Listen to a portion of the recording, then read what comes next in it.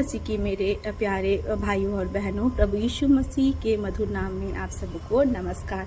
आज का जो वचन है मैं आपके लिए लेके आई हूँ वो है आइज़ाया 46 उसका 4 वचन। उसमें इस प्रकार से लिखा है, तुम्हारे बुढ़ापे में भी मैं वैसा ही बना रहूंगा और तुम्हारे बाल पकने के समय तक तुम्हें उठाए रहूंगा। पहला जो वचन का पहला भाग है वो उसमें परमेश्वर प्रॉमिस करता है कि even to your old age, है ना। कई बार ऐसा होता है कि हमारे जीवन के अपने क्लोज जो होते हैं, जो हमारे डियर वंस होते हैं, जो हमारे परिवार के मेंबर्स होते हैं, जो हमारे सबसे सगे होते हैं, वो भी हमें हमारे जीवन के हर पल में साथ नहीं देते। कई बार मैंने अपने भाइयों बहनों को या ऐसे प्रियों को, अपने दोस्तों को बोलते हुए सुना है कि जिस समय मुझे अपने फैमिली की ज़रूरत थी या अपने प्रिय फ्रेंड्स की ज़रूरत थी या अपने स्पाउस की ज़रूरत थी, उस समय उन्होंने मेरा साथ छोड़ दिया। लेकिन जिस पल मैंने उनका साथ दिया था, उन्होंने भी यही प्रॉमिस किया था कि they will never leave me, they will never forsake me, they will stand by मी।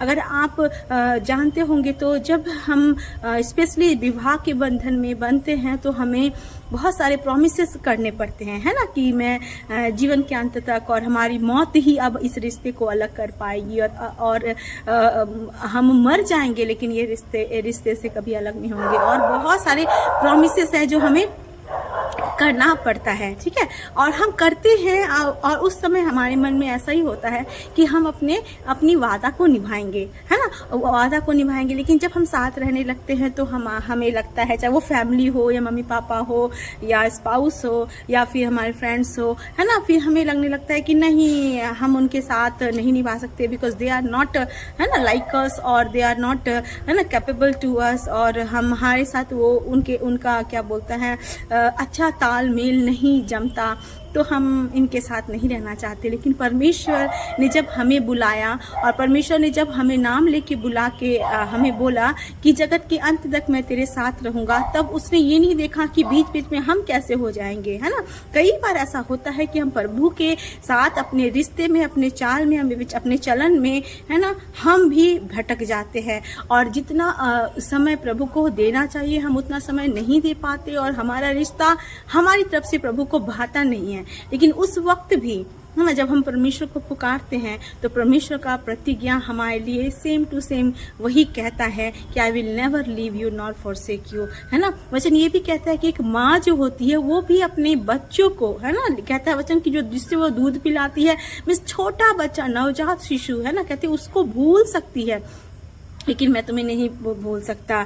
मेरे प्रियो, कुछ दिन पहले मैंने एक घटना पढ़ी जो कि बहुत ही दुखदाई थी और हृदय को टच करने वाली थी। एक माँ ने क्या किया, अपने 16 महीने की बेटी को, है ना, 16 मंथ की बेटी को, है ना, आप जानते हो एक माँ का प्रेम इस संसार में सबसे अधिक होता है। उसकी जो है तुलना की जाती है कि माँ जैसा कोई मुझे मिल गया, माँ जैसा प्यार करने वाला, माँ जैसा, है ना। तो एक हम क्या बोलते हैं उसको एज ए एग्जाम्पल देते हैं, यार माँ जैसा प्यार करती है, ऐसा, है ना। तो है ना, तो उस माँ की जो है उपमा देने वाली एक ऐसी माँ की कहानी सुनाऊंगी आपको जो कि रियल इंसिडेंट है ना। तो न्यूज़ में आया कि एक माँ अपनी 16 महीने की बेटी को अपने घर पे लॉक करके, कोई भी नहीं था उस घर में, सिर्फ वो बच्चा था और उसको बिना खाना दिए, बिना पानी दिए, बिना दूध दिए, जो है ऐसे ही छोड़ के लॉक करके क्या करने चली गई, वो वेकेशन पे चली गई, है ना, छुट्टी मनाने चली गई। जब मैं ये बोल रही हूँ तो सच में मेरा दिल टूट रहा है कि वो छोड़ के चली गई और बच्चा 1 दिन सहा, 2 दिन सहा, फिर वो ना, मतलब आप समझ सकते हो वो बच्चे की सिचुएशन जहाँ पे उसकी माँ उसके साथ नहीं हो, माँ छोड़ो कोई भी उसके पास ना हो। वो बच्चा रोता गया और उधर उसकी मम्मी वेकेशन मना रही है और एंजॉय कर रही है और इंस्टा में फोटो डाल रही है और लास्ट में बच्चा चिल्लाते, है ना, भूख के मारे अपने ही क्या बोलते हैं सुसु में, पौची में, जो भी आप बोल सकते हो उस बच्चे के लिए, उसमें ही गिर पड़ के वो बच्चे ने, है ना, आखिरी सांस ली और अपना दम तोड़ दिया। मेरे प्रियो, है ना, जब मैंने इस न्यूज़ को सुना तो मेरा दिल टूट गया, है ना। चलो ये अलग बात है कि उस माँ को, है ना, आजीवन कारावास की सजा सुनाई गई, लेकिन जब मैंने सोचा कि एक माँ ऐसा हरकत कैसे कर सकती है, एक माँ जो कि अपनी बलिदान स्वरूप अपने प्रेम के लिए, है ना, हर जगह मतलब उपमा दी जाती है कि माँ जैसा प्यार करने वाला इंसान, लेकिन आज हम ऐसी भी माँओं को देखते हैं जो अपने बच्चों को छोड़ देता है मरने के लिए। लेकिन प्रभु इसीलिए वचन में कहता है, मैं सोचती थी प्रभु इसे क्यों कहता है। प्रभु कहता है कि माँ भी अपने दूध पे बच्चे को भूल सकती है, लेकिन मैं तुम्हें कभी नहीं भूलूंगा, है ना। वो कहता है तेरे बाल पकने तक, जब तक तू बूढ़ा हो जाएगा, जब तक तू दुनिया में अंत हो जाएगा तेरा, दुनिया में तुम लास्ट स्टेज पे जा रहे होगे, जब तुम्हारे जीवन का खत्म होने का समय आ गया होगा, उस समय भी मैं तुझे उठाए लिए चलूंगा, मैं तेरे संग संग चलूंगा और तुझे संभाल के रखूंगा, है ना। Because it's not a easy thing for a person to keep his promises, है ना। इंसान के लिए, है ना, ये आसान नहीं होता अपने प्रॉमिसेस को पूरा करना, लेकिन इंसान भी कई बार कोशिश करता है। लेकिन यहाँ पे जो प्रॉमिस करने वाला है वो कोई इंसान नहीं, वो परमेश्वर है ना, जिसने हमारे और आपके लिए, है ना, इस दुनिया में, है ना, आकर क्रूस पर मृत्यु को सहा, अपने आप को शून्य कर दिया, ताकि हमारा जीवन जो है ना, नाश ना हो, लेकिन अनंत जीवन में परिवर्तित हो जाए। मेरे प्रियो, जब मैंने इस वचन को पढ़ा तो मैं यही बोल सकती हूँ आपको कि आज अगर आपके जीवन में, है ना, अकेलापन है, अगर आज आपको सब ने छोड़ दिया है, तो आज प्रभु कहता है कि मैं तुझे संभालूंगा, मैं तेरे संग रहूंगा, मैं तुझे उठाए लिए चलूंगा। मैं उस वचन के लास्ट पार्ट को पढ़ना चाहूंगी आपके लिए। उसमें लिखा है 46 के पहले में हमने पढ़ा इस प्रकार से लिखा, तुम्हारे बुढ़ापे में भी मैं वैसा ही बना रहूंगा और तुम्हारे बाल पकने के समय तक तुम्हें उठाए रहूंगा। फिर लास्ट में क्या लिखा है, मैंने तुम्हें बनाया, है ना। प्रभु कहता है मैंने तुम्हें बनाया है, I am the one who created you, I am the one, है ना, हु मेड यू। और वो कहता है कि मैं तुम्हें लिए फिरता रहूंगा, मैं तुझे लेके अपने, जैसे एक बच्चा अपने माता पिता की गोद में रहता है और सुरक्षित कहीं भी जाता है ना, क्योंकि उसको पता है कि वो अपने माँ या पापा के गोद में है, अपने बड़ों के गोद में है। तो कहता है प्रभु कि मैं तुझे लिए, मैं भी तुझे अपनी गोद में लिए, है ना, फिरता रहूंगा। कहता है मैं तुम्हें उठाए रहूंगा। क्या कहता है, मैं तुम्हें उठाए रहूंगा और छुड़ाता भी रहूंगा। जब भी तुम्हें कोई समस्या आए, जब भी तुम्हें कोई प्रॉब्लम्स आए, कोई परीक्षा आए, कोई कठिनाई आ जाए, जब तुम्हें लगे कि it is not easy to walk the walk of life, that time परमेश्वर कहता है मैं तुझे उठाए रहूंगा, मैं तुझे चलाता रहूंगा, मैं तुझे आगे बढ़ाता रहूंगा। कहता है मैं तुझे नहीं छोड़ूंगा, चाहे तू बूढ़ा भी हो जाए तब भी तू याद रखना मेरे बच्चों, मैं तुझे छोड़ने वाला परमेश्वर नहीं हूँ। पिता परमेश्वर ऐसा खुदावंद है, ऐसा परमेश्वर है जो एक बाप से बढ़कर, एक माँ से बढ़कर, एक पति पत्नी से बढ़कर, एक भाई बहन से बढ़कर, दुनिया के किसी भी रिश्ते से बढ़कर वो आपसे प्यार करता है। और जब वो कहता है तो वो निश्चय आपको अपने हाथों में उठा के रखेगा और आपको लेके चलेगा। आज शायद आपके जीवन में ऐसी परिस्थिति आई हो जहाँ पे आपने सोचा हो कि नहीं अब किसी से कोई उम्मीद नहीं रखनी मुझे, शायद सब कोई धोखा देने के लिए आए हैं और सब ने यही समझा है कि बीच बीच में मुझे छोड़ दे, कभी कोई रास्ते में छोड़ देता, कभी किसी रास्ते में कोई छोड़ देता। लेकिन आज प्रभु कहता है आपके जीवन के किसी भी मोड़ पर वो आपको छोड़ने वाला नहीं है, वो आपको थाम के आगे बढ़ाएगा और आपके जीवन को अपनी आशीषों से भरेगा। वचन कहता है सिर्फ आप विश्वास करें, आप विश्वास करें। वचन कहता है बिना विश्वास के हम परमेश्वर को खुश नहीं करते। आप कहे कि प्रभु मैं तेरी बेटी, मैं तेरा बेटा तेरे पास आता हूँ, आज मुझे सब ने त्याग दिया है,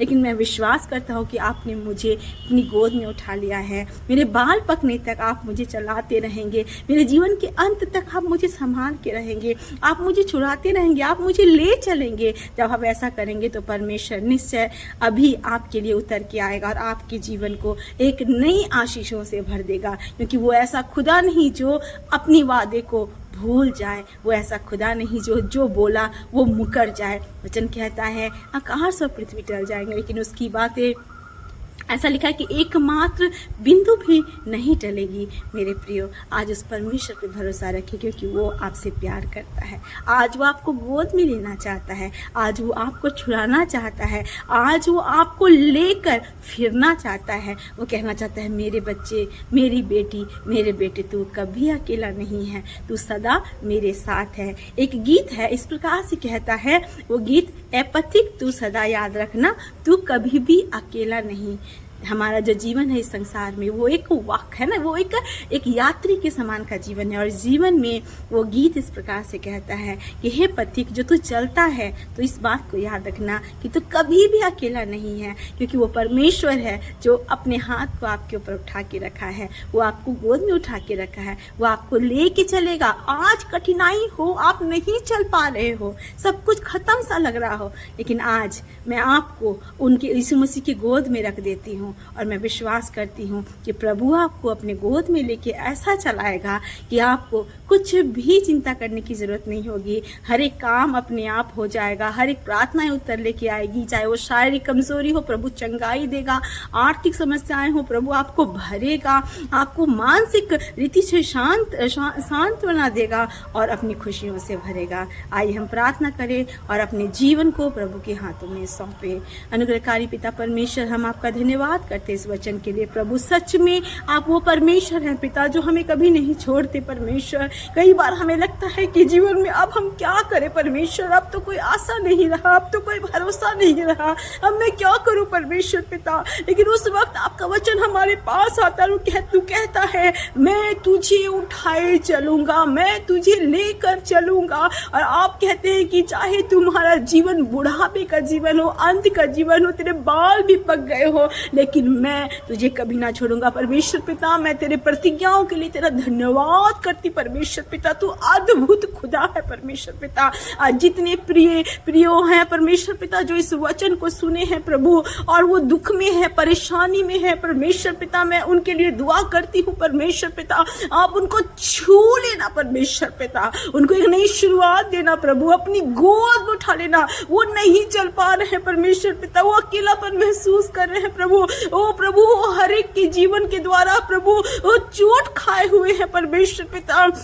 उनके शरीर में इतना बल नहीं है प्रभु कि वो चल पाए, लेकिन आज मैं उन्हें आपके गोद में रखती हूँ परमेश्वर पिता।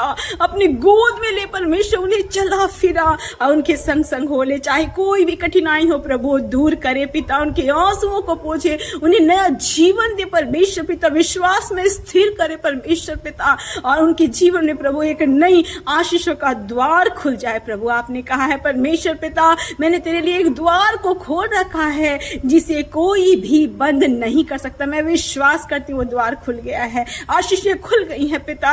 ओ परमेश्वर पिता, जो सपने टूट गए थे वो फिर से परमेश्वर पिता जागृत हो गए हैं, और आप मनोरथों को पूरा कर रहे हैं पिता। आपका धन्यवाद। हर एक के साथ रहना, हर एक की सुधि लेना प्रभु, हर एक जगह में परमेश्वर अपने प्रेम के सुसमाचार को फैलाना, हर एक राज्य में, देश देश में परमेश्वर पिता, इजराइल में, हर जगह प्रभु तेरा प्रेम लोगों के जीवन में कार्य करने पाए प्रभु, ताकि हर एक जन आपको जाने प्रभु, कोई भी आत्मा नाश ना हो परमेश्वर, लेकिन आनंद जीवन पाए पिता। धन्यवाद करते प्रभु, आपने प्रार्थना सुना, आपने उत्तर दिया। यीशु के नाम से इस प्रार्थना को मांगते हैं और पा लेते हैं।